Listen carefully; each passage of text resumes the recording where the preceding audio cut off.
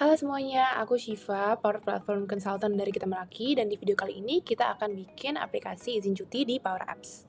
Jadi kenalan dikit sama Kita Meraki. Kita Meraki itu adalah perusahaan konsultan yang bergerak di bidang IT dan operations. Kita akan menyediakan solusi yang unik untuk setiap company. Kita ada beberapa services, bisa dilihat di sini, dan salah satunya adalah develop aplikasi menggunakan Power Apps. Aku yakin mungkin beberapa dari yang nonton video kali ini udah punya Microsoft Organization, jadi organisasi kalian pasti udah terlisensi dengan Microsoft. Maka dari itu kalian nonton video ini kan. Nah, aku mau jelasin sedikit beberapa benefit yang kalian bisa dapat kalau misalnya kalian bikin aplikasi pakai Power Apps ini. Yang pertama pastinya reduce cost, karena Power Apps ini no require additional license kalau misalnya nggak pakai yang premium.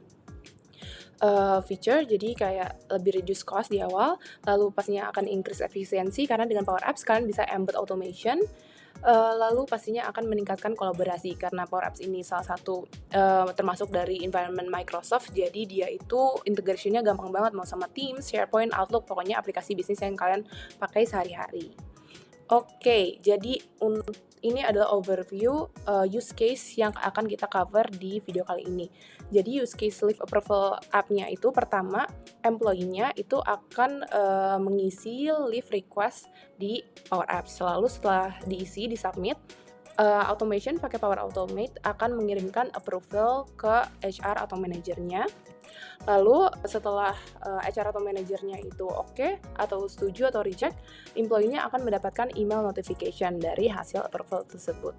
Oke, tanpa berlama-lama lagi kita akan masuk ke bikin aplikasinya. Yang pertama banget akan kita siapin di sini adalah database-nya. Di sini aku udah ada Excel file dengan beberapa kolom. Kali ini aku akan save datanya di SharePoint list. Jadi kita masuk aja sekarang ke SharePoint list. Nah, di sini aku udah buka Microsoft List. Kalian bisa banget kalau misalnya mau save di SharePoint list-nya Teams kalian, misalnya kalian punya Teams HR, kalian bisa banget simpan listnya di situ. Tapi di sini untuk demo aku save di personal SharePoint list aku aja. Jadi tinggal klik New List. Terus klik From Excel yang tadi kita akan upload. Leave request, oke. Dan kita akan setting datanya satu persatu. Nah, di sini dia udah kedetek table-nya namanya apa. Untuk leave type-nya aku ganti akan menjadi choice, nanti ada pilihannya. Date start-nya date, sama lalu ada email juga single line of text, detailnya mungkin multiple karena dia bisa jadi banyak. Ini single aja, statusnya single, comment-nya juga multiple, dan klik next. Di sini kita langsung aja klik create. Oke, di sini SharePoint list-nya udah jadi, kita bisa langsung edit leave type-nya. Di sini aku akan tambahin beberapa choice. Jadi user tuh bakal milih nanti. Yang pertama mungkin vacation, lalu ada sick leave, dan year atau cuti bela sungkawa. Oke, klik save. Lalu di bagian date sama end date-nya ini aku nggak mau capture data time, jadi kita cuma perlu tanggal aja. Sip, kalau udah selesai kayak gini, kita bisa langsung aja masuk buat bikin Power Apps-nya. Oke, sekarang aku udah masuk ke make.powerapps.com. Di sini kita bisa langsung aja klik blank app. Di sini kita pilih yang Canvas app karena kita pengen datanya itu connect ke SharePoint. Leave request app. Hal yang pertama kali banget kita mau lakuin adalah konekin aplikasi kita dengan data yang udah kita upload tadi. Jadi kita masuk ke data, habis itu klik add data, klik SharePoint. Oke, di sini kita bisa langsung aja kopas link Microsoft List kita tadi. Sip, database kita tadi udah kehubung sama aplikasi kita. Lanjut kita akan bikin layout aplikasinya. Di sini aku pengen pakai screen yang udah ada layoutnya dari Power Apps. Yang pertama yang sidebar ini, sama yang header dan footer ini buat formnya nanti.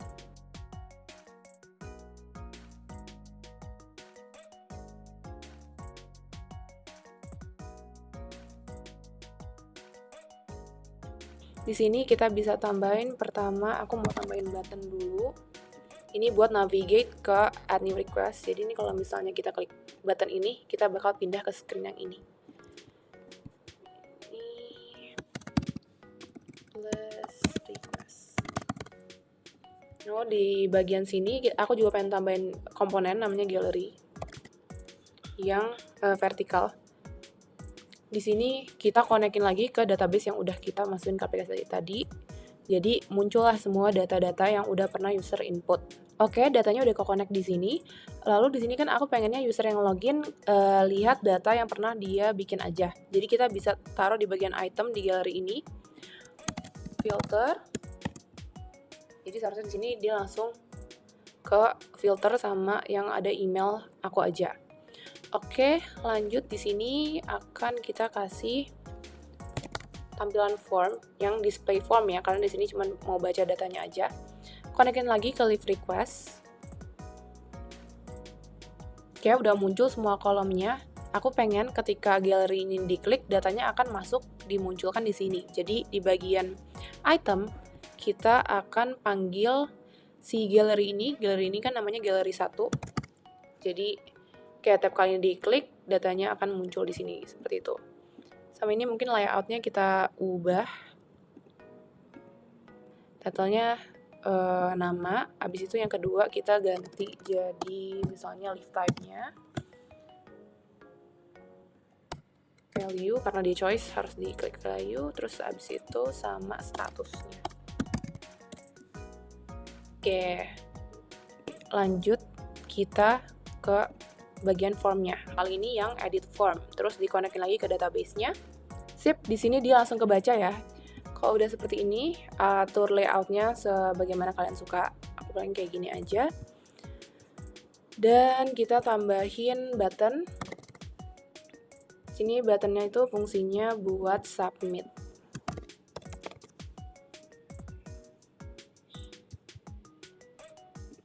Ini kita tambahin title ya di sini. Text label. Mungkin kita tambahin juga di sini icon home. Nah, kita bisa atur dia layoutnya di sini. Jadi setelah ini di select, dia bisa navigate kembali ke all request. Sip. Kalau udah seperti ini, layoutnya kita udah jadi. Kalau misalnya dia ke sini, dia bisa lihat semua all request-nya. Kita bisa tambahin juga di sini.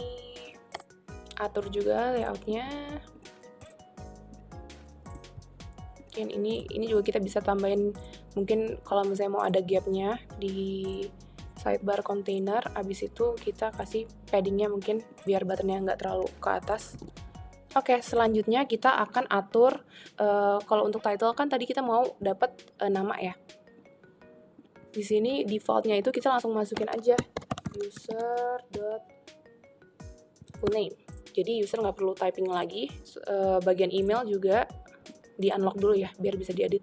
Ganti user.email.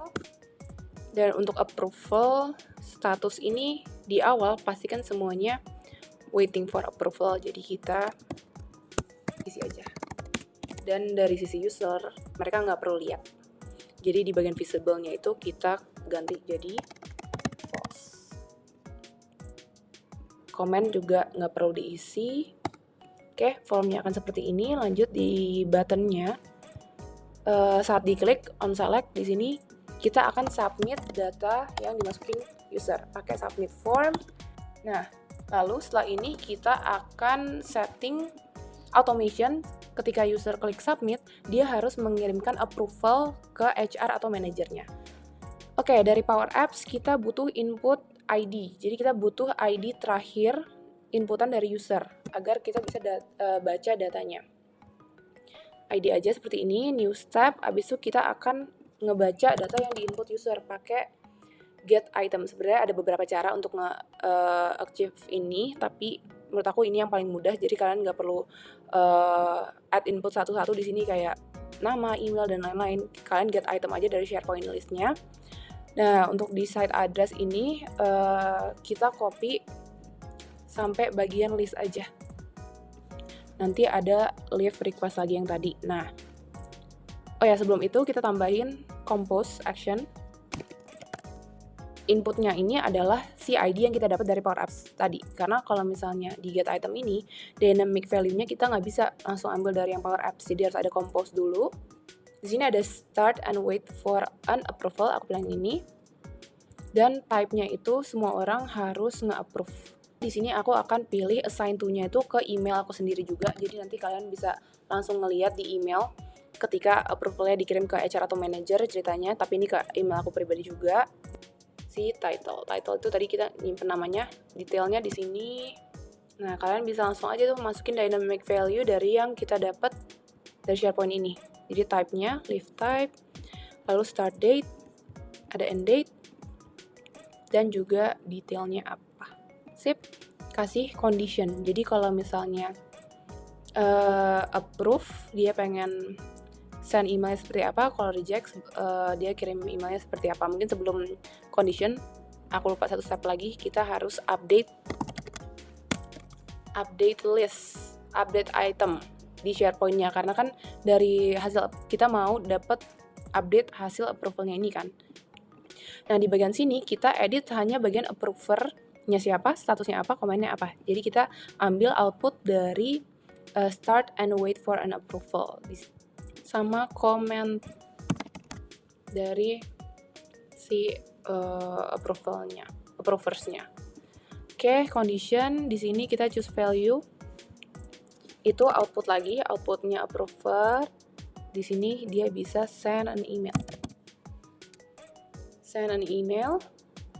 To-nya itu dynamic content dari get item, emailnya siapa yang create approval. Nih bisa dikasih type start and detail. Nah, di sini bisa ditambahin type-nya apa. Cari aja karena banyak. Value, terus start, date and, terus detail, approver name-nya, dan comment. Ini sama aja kalau misalnya kalian pengen bikin email yang your leave request is rejected, bisa ditaruh di bagian sini ya. Tapi sini aku nggak contohin, kita langsung coba aja kalau misalnya dia approve. Nah, di sini automation-nya udah masuk ke dalam aplikasi kita. Kita lanjut setting di bagian button submit-nya. Jadi setelah user submit form, di dalam button ini kita kasih function untuk ngambil nge-save ID-nya yang kita butuhin di approval automation tadi. Abis itu kita mau nge-run automation-nya. Caranya kita ketik nama automation-nya dan run, udah kayak gini. Nah, di sini dia butuh data text yang tadi ID-nya. Jadi, oke, seperti ini. Kita save dulu. Kayak aku play di sini. Kita bakal coba tes aplikasinya sekarang. Tes. Di sini kita klik submit. Kalau udah kayak gini, nggak ada error message apa-apa, berarti dia approval-nya udah lagi berjalan. Kita tunggu aja di bagian Outlook aku, karena tadi aku setnya akan kirim di email aku sendiri juga. Nah, di sini automation-nya udah jalan dan kita dapat approval emailnya nih. Di sini kita dapat datanya kan, tipenya vacation, start date, end date, dan detailnya. Di sini para HR atau manager bisa langsung aja approve atau reject. Nah, di sini udah dapat nih. Your leave request is approved dengan data ini. Kalian bisa edit semua datanya, mau tampilnya seperti apa, dan ya, mudah banget kan? Kita bikinnya seperti ini aja. Kita bisa lihat juga di bagian home. Nah, di sini udah ada nih data yang baru. Di sini dia masih belum ke update, karena ini belum dipublish ya app-nya, jadi memang dia kadang-kadang perlu kita manual refresh. Di sini statusnya udah approve seperti itu, dan komennya juga udah ditambah. Oke, itu aja video kali ini. Semoga bisa membantu. Kalau misalnya kalian ada pertanyaan, misalnya bagaimana sih caranya aplikasinya masuk ke production atau bagaimana, bisa banget langsung komen. Jangan lupa like juga video ini. Kalau misalnya kalian nggak mau capek-capek nih bikin aplikasi sendiri, bisa banget langsung kontak kita Meraki. Emailnya ada di bawah dan kita bisa diskusi lebih lanjut di sana. Itu aja video kali ini. Makasih semuanya.